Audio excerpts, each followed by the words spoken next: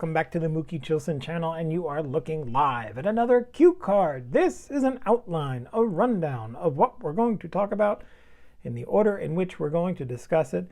And this is a cardboard Thanks-Splosion episode, just a few days away from Thanksgiving Day. Hopefully you and your loved ones will gather for some carved turkey, Bumpus's dogs notwithstanding. But before you do, I wanted to show you a bumper crop of pickups and gifts that I have gotten that are sort of lined up here like airplanes at LaGuardia getting ready to take off. So before the helium balloons are filled and dragged down the street by the Macy's parade, let's show you some cards. We'll start with some pinhole dandies. We have killer catcher cards and a VR for Mr. Fisher Bike. We have a treat from my friend Trevor, which I wanted to show you. A basement bounty from Jason, the basement card collector, and then an epic Jackie Robinson card that was gifted to me by a fellow YouTuber, and I want to show you that card and tell you the story, and hopefully you will enjoy it because I think it is enjoyable, but you tell me. Anyway, let's begin with some pinhole dandies. Now this was gifted to me by a dealer at the Midland Park Show. I think his name was Ed. And he knows I'm a pinhole guy. I've talked to him about my pinhole cards before. And it's a Jimmy Collins 1950 Callahan Hall of Fame issued card. They made a set of these cards and pencil-ish drawings and caricature drawings of sort of, you know, it's a modern Jimmy Collins and a Jimmy from way back in the day. But there it is, and it's got a pinhole in it. So the young person who pulled this card out of the, I guess maybe out of Cooperstown in 1950, put this up on their wall.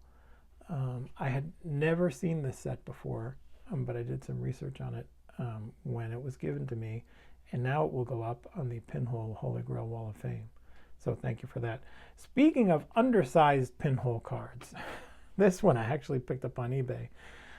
For just a couple dollars, and you can see why. This is one of those try cards, the Magic Johnson, what is it, 1980 tops or 81, something like that. This is Magic's rookie year. So this is, in effect, a Magic Johnson rookie pinhole card. This is not the Julius Erving Larry Bird card.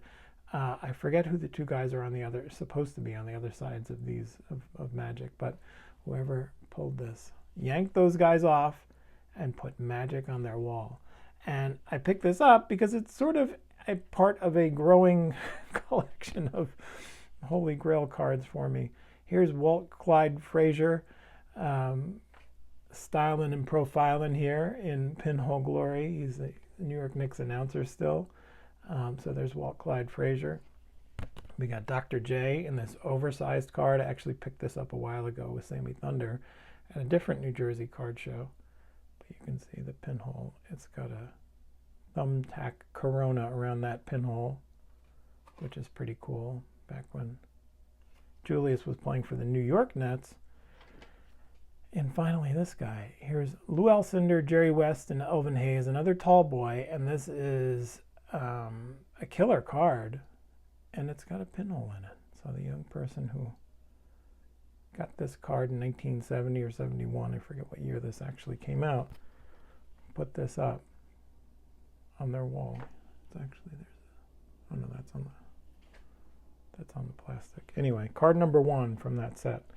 So that's the the new pinhole dandies. Let's get to some killer catcher cards. And my friend Scott from Reindeer Studios put out 2 that I could not resist. Lawrence Peter Yogi Berra there in his beautiful pre-Mets Yankees outfit. A beautiful piece of art. Scan the QR code. You should go buy them. And there's the kid, Gary Carter. I think these might have been back-to-back weeks, but maybe I'm wrong. Scott can correct me in the comments there. But there they are. 2 great New York Mets Hall of Famers, 2 great marker doodles from our friend Scott. So thank you for those. And you should absolutely go check that out at Reindeer Studios. And speaking of which, my friend Jason, Mr. Fisher Bike, has thrown down the gauntlet and wants us to show Scott some Cleveland Indians / Guardians cards for part of his VR. And so I'm just going to do some, well, I'm going to go right back to the last one that I showed in my last video. I'm just going to show Larry Doby cards. This one actually came from my friend Tony, the Southern Collector, and there is Larry Doby in that 51 Bowman, signed up his leg, up his chest, a beautiful autographed 51 Bowman card, which I love. Here is the beautiful Larry Doby 1949 Bowman rookie card, which I love, and I know Scott has his own version of this. So I wanted to show that to you, Scott. So then I got this beautiful 1954 Bowman. I love Larry Doby sitting on the steps at Yankee Stadium. Larry Doby used to play in Yankee Stadium as a member of the Newark Eagles before he came there as a member of the Cleveland Indians in this 1954 photo. And you can see the beautiful Yankee Stadium facade behind him. And he's got his away uniform on there. It's just a beautiful card that I know Scott would enjoy. And speaking of Yankee Stadium and Larry Doby, I showed this in a video at one point. This is Larry Doby and Mel Allen on the right there. And I believe the mayor of Paterson, New Jersey, and some Yankees official, maybe their GM or something, with them. And they are burning Larry Doby's mortgage. This was Larry Doby Day at Yankee Stadium. They're burning Larry Doby's mortgage because the people of Paterson, New Jersey decided to pay it off for him. And I did not know that this was made into a postcard, that image that I had previously shown. And so this postcard came up and I could not withstand purchasing it. And there you can see somebody wrote there in pencil what it was, an unsent postcard, but I'm super thrilled to have it. So hopefully this is something you would enjoy seeing, my buddy Scott, because I know we are Doby friends. Anyway, so that's my VR for Mr. Fisher Bike. Let's move on to a treat from my friend Treavor. Now, Treavor, you may recall, he is not a YouTuber, but he is somebody who watches a lot of YouTube. And I met him by way of a gift that he sent me a few months ago. This guy, this is my only Mickey Mantle pinhole card. You can see it right in the N in single there. So I took this off the board to show you, to reintroduce you to Treavor. Now, Treavor has sent even more my way, including this beautiful note in which he says, if I ever make the journey to Strongsville or the National, I hope to meet you and your buddy Greg from Midlife Cards. And I'm just, again, floored by his generosity and what he's given me this time. Now, I'm going to show you the stack of cards that he gave me first. These are 1989 Bowmans, the tall boys. That's Dave Magadan, Dave Proctor, who I don't think ever made it to the major leagues, Wally Whitehurst, who was a prospect and number 47 for the Mets at one point, a beautiful Keith Hernandez, and then it's 1992 Jeff Torborg New York Mets pocket schedule, which I did not have and I absolutely loved, and I'm almost positive I had at one point in my pocket. So thank you to Treavor. But in addition to that, Treavor sent a certified Mookie special in this envelope, and I will open the envelope for you and show you who's inside. And it is Joe Morgan, a pre-Big Red machine, Joe Morgan. And if you look closely, you see some daylight there. This is a pinhole Joe Morgan card, which is super cool and super awesome. And as I said to Treavor in an email, it's going up on the wall for sure. So thank you to Treavor. You have done it again. Look at that beauty. Thank you for both of these beautiful cards.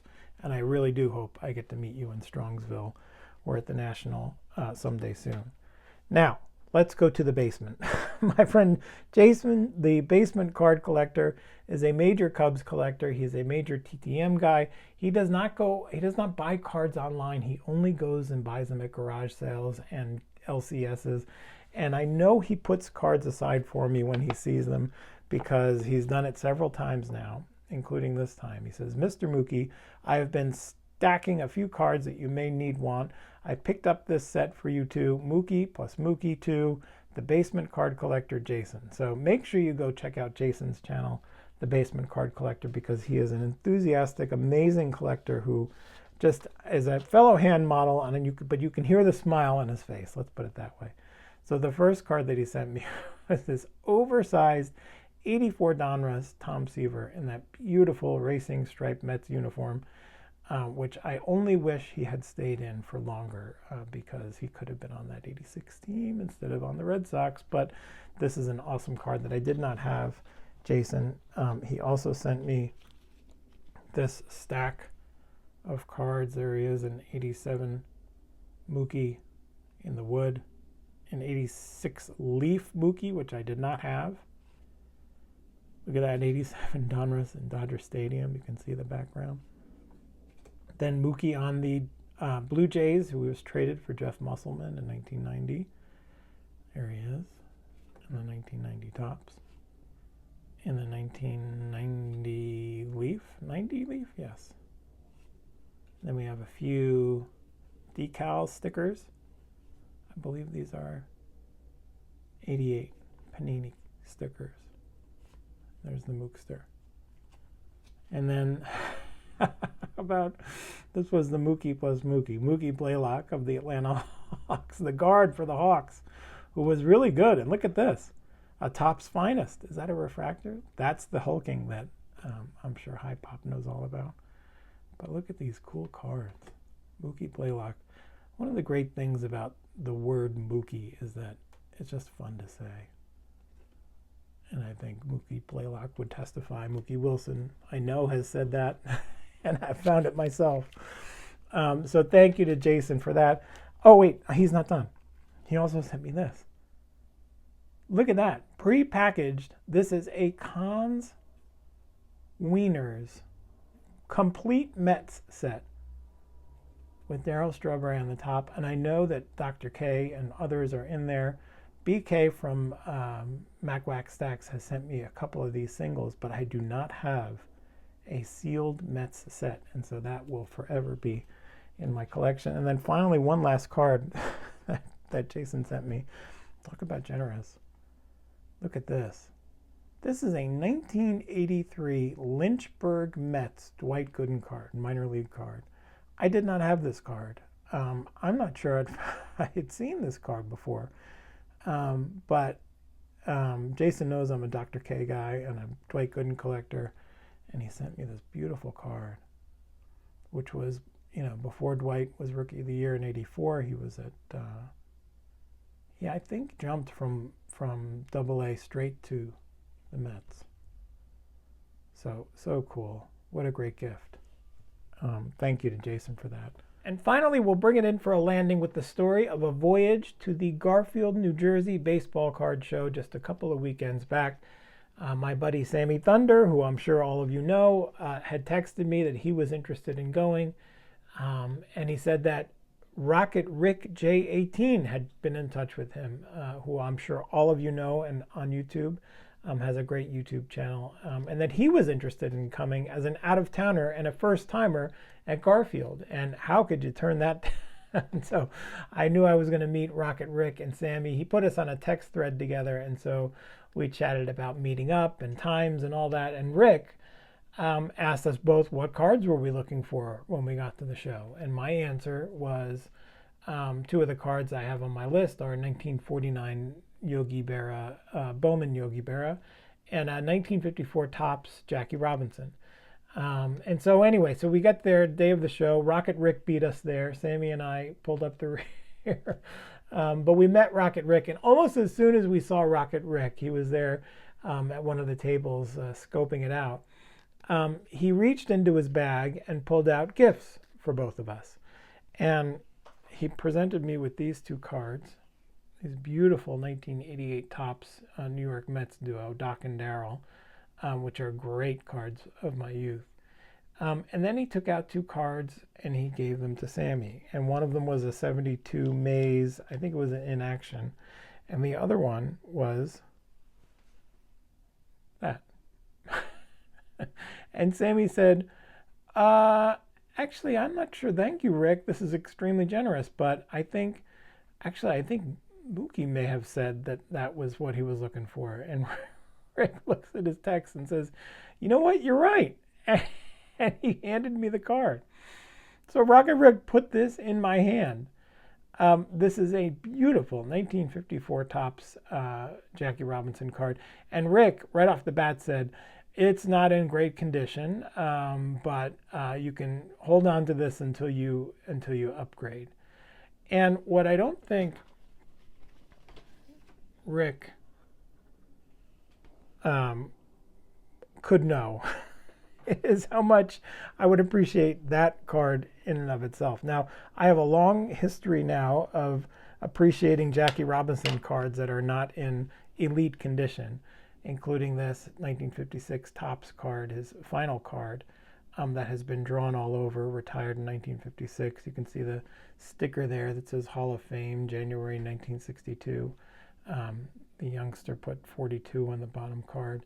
This is also a, as I have pointed out before, a traded card.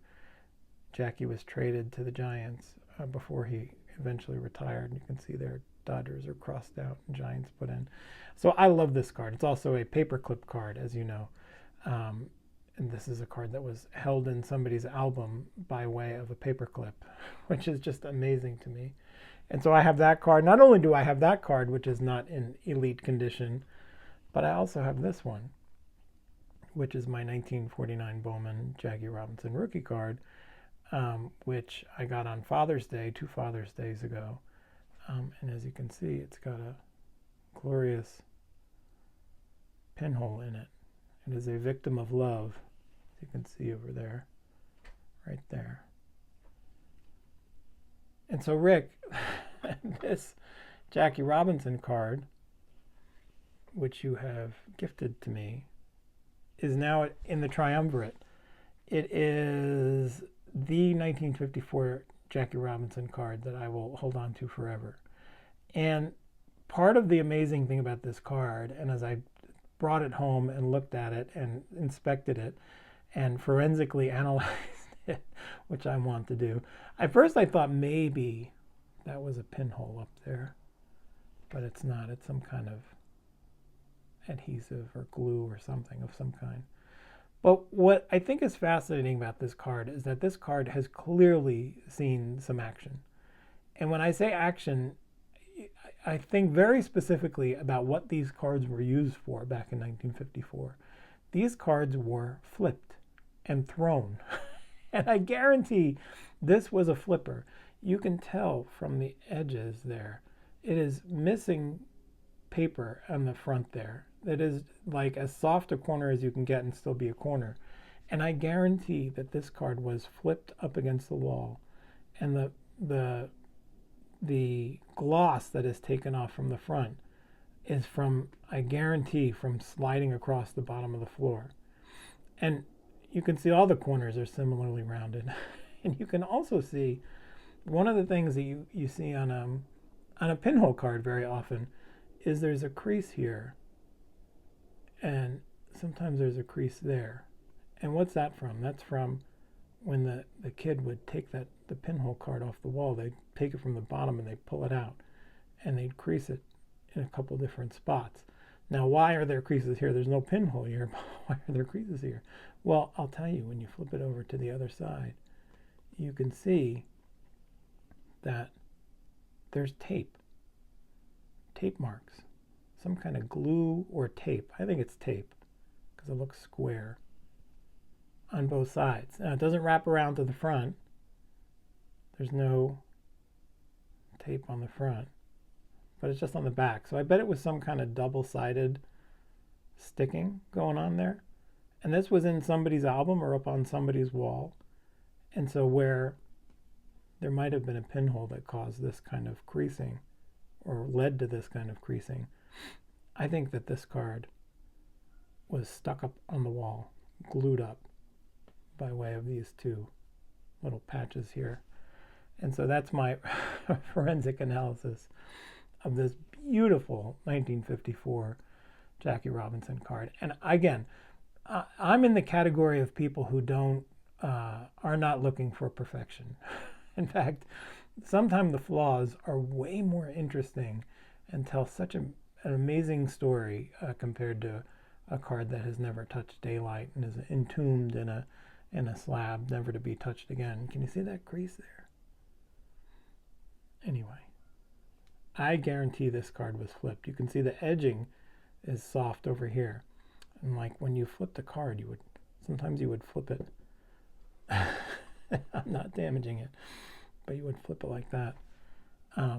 Because there were two ways to flip a card, is what I've learned. And maybe some of you have done this, can tell me. You either flip it to see who could get it closest to the wall, and sometimes you'd get a leaner like this. If you got a leaner, like that was a big deal. Or you flip them like this, and you'd see if you could get it, who could get as many in a row, either tails side up or heads up, and then you'd win the other person's cards that was flipping.